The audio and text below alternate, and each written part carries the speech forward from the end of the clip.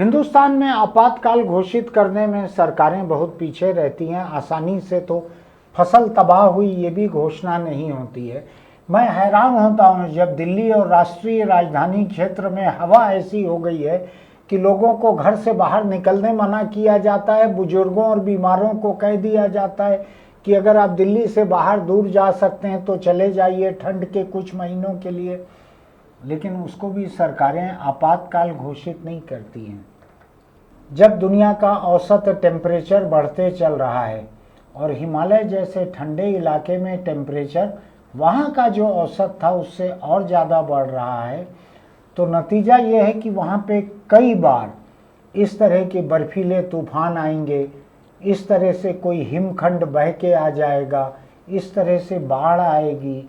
अब लोग जो नदियों के किनारे बसे हुए हैं, न केवल वहाँ बल्कि असम में भी, बिहार में भी, यूपी में भी, भारत के दूसरे जगहों में भी, बंगाल में भी, ये लोग कहाँ जाएंगे नदियों के किनारे छोड़कर।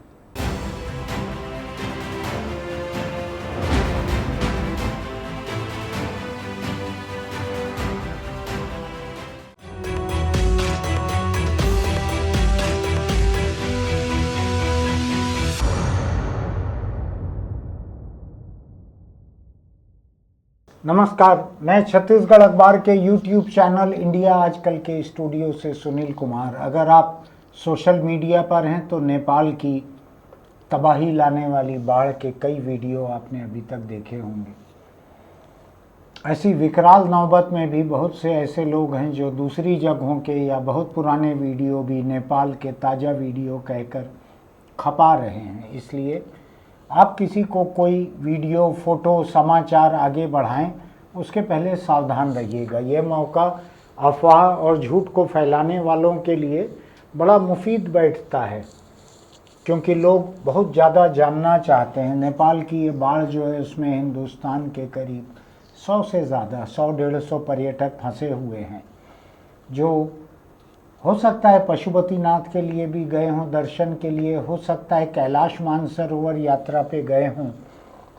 लेकिन नेपाल की ये बाढ़ जो है ये दिल हिला देने वाली है। मैंने उसके वीडियो देखे हैं, जिस तरह से चट्टानें बहते चले जा रही हैं, पूरे के पूरे पहाड़ों की मिट्टी पूरी की पूरी चूर चूर होकर नदियों में बहते चले आ रही है और नदियों के किनारे के पूरे गांव, कस्बे, बाजार सबको उजाड़ते हुए चले जा रहा है पानी।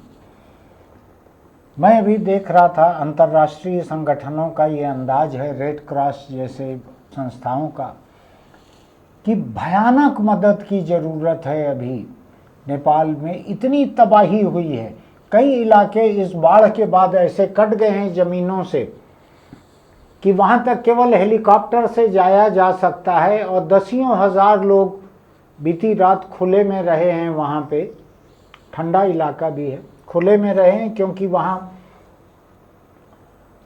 पर उनके पास कोई गांव, मकान, छत कुछ नहीं रह गया है। बहुत ख़राब नौबत है वहाँ पर। एक और चीज़ ध्यान रखिएगा, ऐसे में फेसबुक पर नेपाल के लोगों की मदद के लिए एक कोई संस्था सामने आ जाएगी और बहुत तरह से ठगने की कोशिश होती है। आप कोई भी मदद भेजना चाहें तो बिल्कुल सावधान रहिएगा। किसी भी त्रासदी के बाद इस तरह के जालसाज तुरंत सक्रिय हो जाते हैं। फिलिस्तीन में, गाज़ा में इजरायली हमलों से जो तबाही हुई थी उसमें वहाँ के लोगों की मदद करने के लिए हजारों ऐसे फेक अकाउंट बन गए थे और लोगों ने पैसा ठग लिया था दानदाताओं से। तो बहुत सावधान रहिएगा।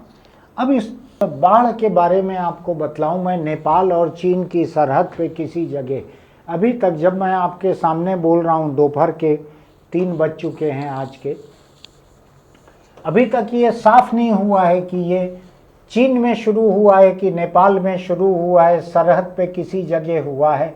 हिमालय की पहाड़ियाँ हैं, इसलिए पहाड़ियों के बीच सरहद ऐसी कांटेदार तारों की या दीवारों की नहीं रहती है। बर्लिन की दीवार जैसे एक सरहद थी, ऐसी दीवार नहीं है नेपाल और चीन के बीच में। तो इन दोनों में से किसी जगह हुआ है और इस बात को देखने के लिए हमको देशों की सरहद से बाहर जाना पड़ेगा।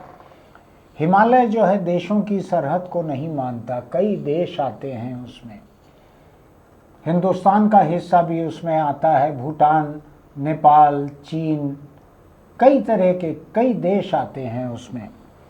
तो हुआ ये कि वहाँ पे एक ग्लेशियर जो हिमखंड रहता है बहुत बड़ा, वो टूट के एक झील में गिरा, ऐसा अंदाज है अभी लोगों का, वैज्ञानिकों का भी अभी केवल अंदाज है कि एक बहुत बड़ा ग्लेशियर टूटकर एक झील में गिरा। उस झील से इतना पानी एक साथ बाहर आया नदी में कि उस पानी ने आसपास की मिट्टी, चट्टान, पेड़, इन सब को बहाना जारी रखा। और पहले वीडियो तो मैंने देखे थे जिसमें लोहे का पुल एक तरीके से बहते हुए दिख रहा था, लेकिन बाद में पता चल रहा है गांव के गांव साफ हो गए हैं। वहां पर कितने लोग मरे होंगे इसका कोई ठिकाना नहीं है।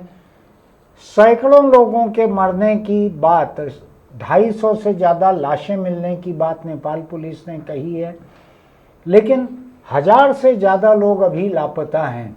बहुत सारे विदेशी सैलानी भी हैं, 350 के करीब, जिसमें सबसे अधिक भारत के हैं।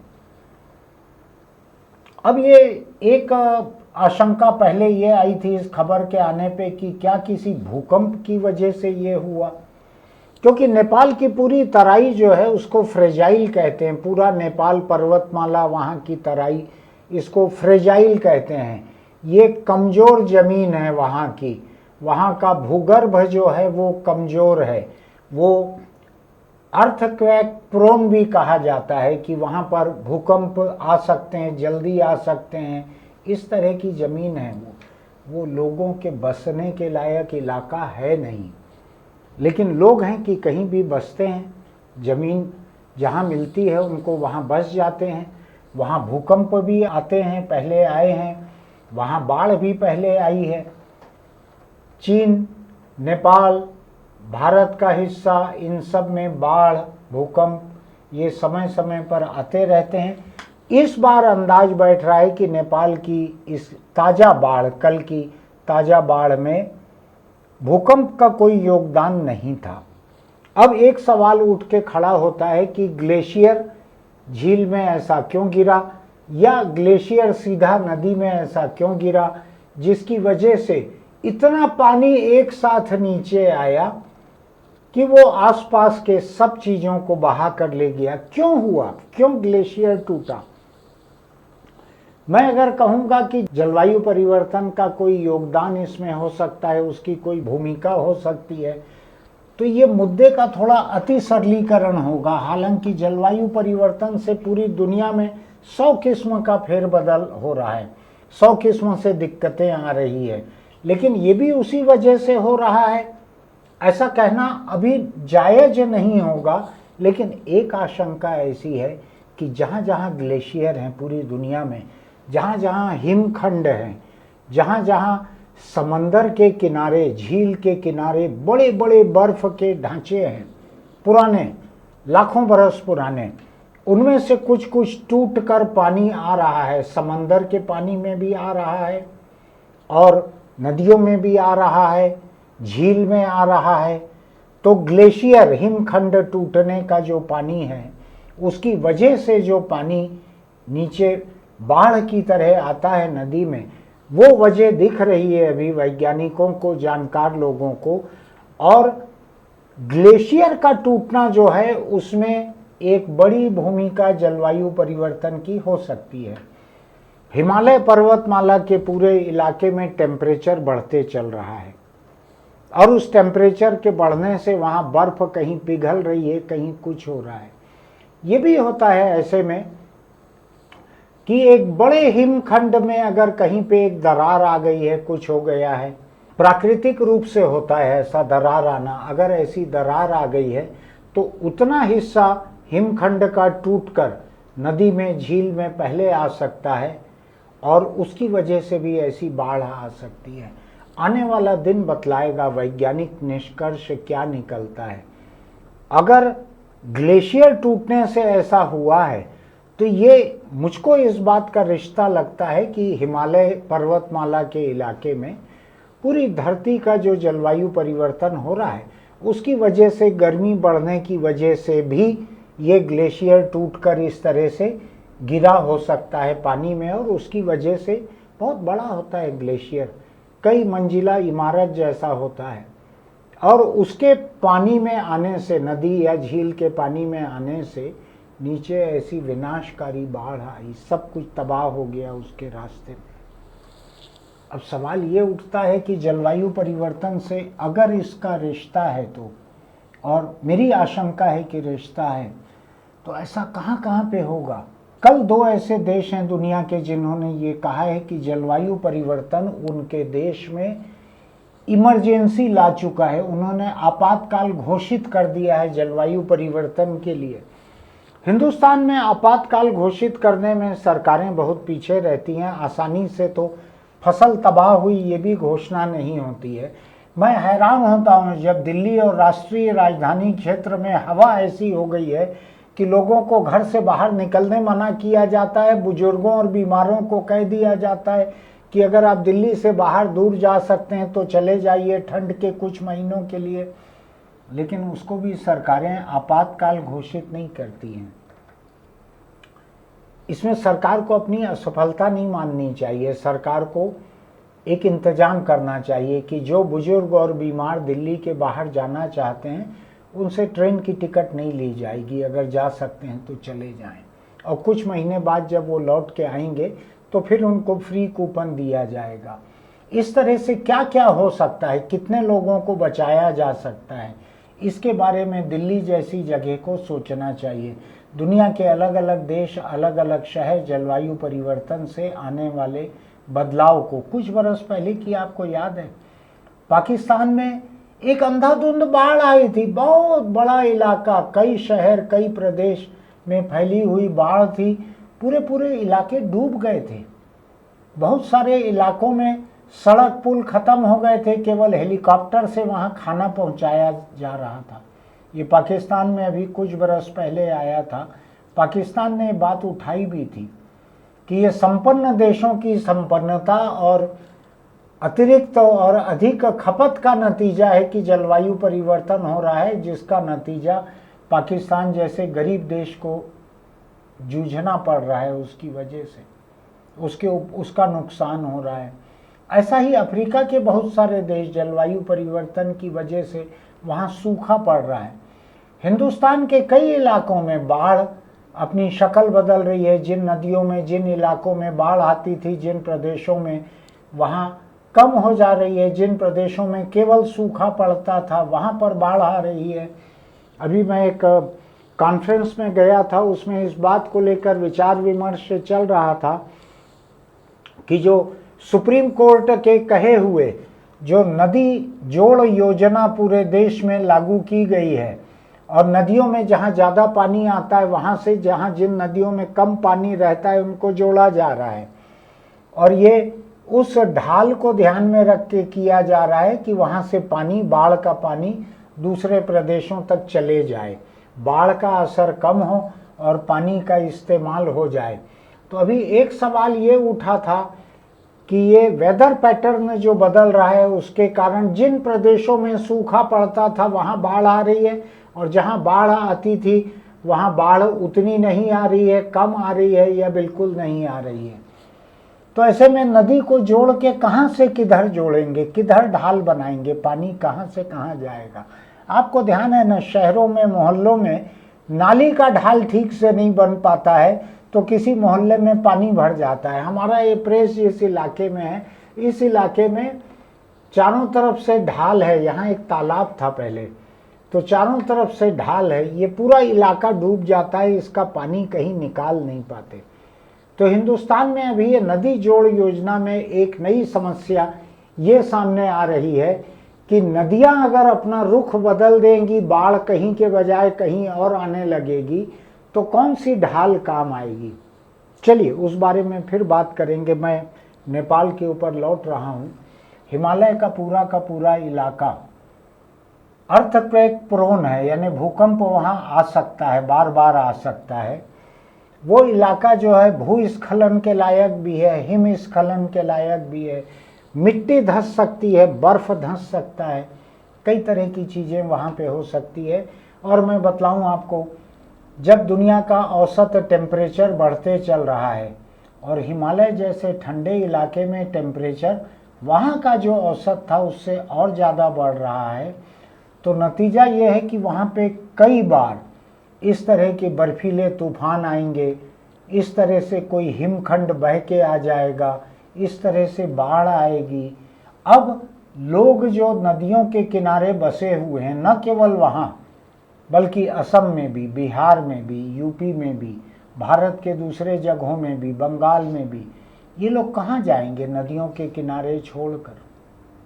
और मैंने अभी ढूंढने की कोशिश की है, तो नेपाल में जिस तरह की भी बाढ़ आएगी उसका असर सबसे पहले बिहार की नदियों में आएगा, जिन नदियों में से तकरीबन तमाम नदियों का कैचमेंट एरिया नेपाल में है। कैचमेंट एरिया कहते हैं उन नदियों में पानी कहाँ कहाँ से इकट्ठा होके आता है। तो बिहार की तमाम नदियों का, अधिकतर नदियों का कैचमेंट एरिया नेपाल में है। नेपाल में बाढ़ आने से उसका असर कितना होगा मुझको नहीं मालूम है, लेकिन उसका असर बिहार की नदियों पे भी हो सकता है, कुछ हद तक यूपी के कुछ हिस्से में हो सकता है, बहुत कम असर बंगाल में भी हो सकता है। मैं आपको बंगाल से जुड़ी हुई एक बात बतलाना चाहता हूँ। बंगाल में जो बाढ़ आती है हर साल, वो बाढ़ जुड़ी हुई रहती है बिहार से, बंगाल से बांग्लादेश तक जुड़ी हुई रहती है। और नतीजा क्या होता है बताऊं मैं आपको। हिंदुस्तान के बहुत सारे इलाके से मिट्टी बहकर चली जाती है, वो बांग्लादेश के कुछ हिस्सों में इकट्ठा हो जाती है नदी के किनारे। बांग्लादेश से मिट्टी बहकर आ जाती है और वो हिंदुस्तान के कुछ हिस्सों में इकट्ठा हो जाती है। और ये छोटी मोटी नहीं रहती मिट्टी, ये समझ लीजिए सैकड़ों हजारों एकड़ के खेत जैसी मिट्टी रहती है। उस तरफ के खेत गायब हो जाते हैं और वो इस तरफ मिट्टी लग जाती है। खेत रातों रात नहीं बन जाता, लेकिन बढ़ जाती है ज़मीन। नदी धार बदल देती है, दिशा बदल देती है, रफ्तार बदल देती है। ये कई तरह की चीज़ें हो रही है। और दुनिया में ट्रंप जैसे आदमी की, गैर जिम्मेदार आदमी की वजह से जो जलवायु परिवर्तन बढ़ते ही चलना है, जो कहता है कि जलवायु परिवर्तन की बात एक ग्रीन होक्स है, एक हरित झांसा है, हरित ठगी है, ऐसा ट्रंप का कहना है। तो इस बात को अच्छे से समझ लीजिए कि जलवायु परिवर्तन बढ़ते चलना है।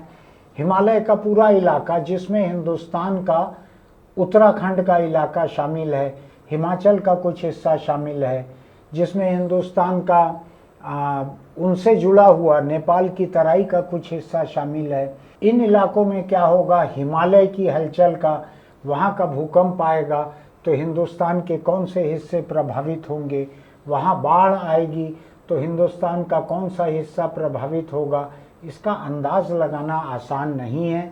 लेकिन लोगों का ये मानना है, वैज्ञानिकों का ये मानना है, हिमालय पर्वतमाला के पूरे इलाके का जिस तरह से तीर्थ और पर्यटन के लिए और हाइड्रो इलेक्ट्रिसिटी के लिए, नदियों के पानी से बिजली बनाने के लिए जो बांध बन रहे हैं, हिंदुस्तान के तरफ तो ठीक है कि पर्यावरण के कुछ समूह जो हैं वो बात को उठाते हैं। चीन में इस तरह की कोई आज़ादी नहीं है। चीन के तरफ और कई तरह के बांध बन रहे हैं। अगर किसी ऐसे पानी इकट्ठा होने से, बादल फटने से, उन बांध के ओवरफ्लो होने से अगर पानी नेपाल होते हुए हिंदुस्तान की नदियों में आया तो क्या होगा, इसका अंदाज लगाना मुश्किल है। मैं जटिल वैज्ञानिक भाषा में आपको कुछ भी कहना नहीं चाहता, इसलिए मैं चीज़ों को सरल करके आपके सामने रख रहा हूँ। आप नेपाल की घटनाओं को बारीकी से पढ़िएगा।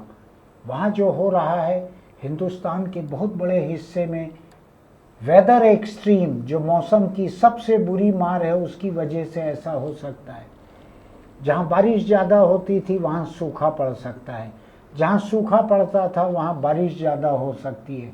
बाढ़ कई नए इलाकों में आ सकती है। जिन इलाकों में बाढ़ ज़्यादा आती थी वहाँ बाढ़ खत्म हो सकती है। और जो समुद्री तूफान वगैरह जो हिंदुस्तान में कभी केरल तरफ, कभी अक्सर उड़ीसा में और बंगाल में इन जगहों पे जो समुद्री तूफान आते हैं ये भी अब बढ़ सकते हैं। तो हमको सबको तैयार रहना पड़ेगा इन बातों के लिए। जो भूकंप के लिए जो कमज़ोर इलाके हैं वहाँ पर बहुत सावधान रहें लोग, और लोग क्या रहेंगे, सरकार को सावधानी बरतनी चाहिए। मैं एक बार फिर कहूँगा, मुझको छोटे छोटे देश अच्छे लग रहे हैं जिन्होंने जलवायु परिवर्तन को अपने देश के लिए आपातकाल घोषित करने की वजह मान ली है। अच्छा किया है उन्होंने। मुझको लगता है हिंदुस्तान के कुछ हिस्सों में जैसे असम में बाढ़ से जितनी तबाही होती है, बिहार में होती है, उत्तराखंड में होती है, आपको ध्यान है केदारनाथ की जो 11 साल पहले करीब जो बाढ़ आई थी, कितनी तबाही हुई थी। तो इन सब को लेके भारत सरकार को ये सोचना चाहिए कि किन मौसमों में वो आपातकाल के लायक घोषित कर सकती है, उससे उन इलाकों में क्या तैयारी करनी है, इसके लिए आसानी रहेगी, राहत और बचाव के लिए आसानी रहेगी, उन इलाकों का बीमा करवाने की आसानी रहेगी। बहुत सारा करना है, लेकिन ये तब जब आप इस बात को मानेंगे कि मौसमी आपातकाल से ग्रस्त इलाके हैं ये। सोचिएगा इस बारे में क्या करना चाहिए। हमारे इंडिया आजकल चैनल के लिंक को दोस्तों को बढ़ाइएगा, क्योंकि मैंने जो बातें कही है ये सामान्य ज्ञान की साधारण सी बातें हैं। आप अपने बच्चों को भी सुना सकते हैं इन बातों को। और वीडियो हम कोशिश करेंगे कुछ एक वीडियो आपको दिखा दें जो हिंसा के वीडियो नहीं है, लेकिन प्रकृति के तेवर जब बदलते हैं तो वो कितनी तबाही ला सकते हैं, इसको देखिएगा। फिर मिलेंगे।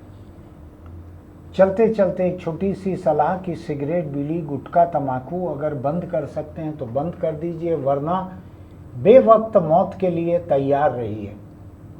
कैंसर तंबाकू का पीछा करते करते आ ही जाता है, और उसके बाद आपके गले में, फेफड़े में, मुंह में बस कर कैंसर जब देख लेता है कि अब पक गया है, तो वहाँ से फिर वो व्हाट्सएप पे लाइव लोकेशन भेजता है ऊपर एक को, फिर वो भैंसे पे चढ़ के आता है और ऐसे व्यक्ति को बांध कर घसीटते हुए ले जाता है। तंबाकू को छोड़िए, अपने परिवार के साथ सुख से रहिए। फिर मिलेंगे।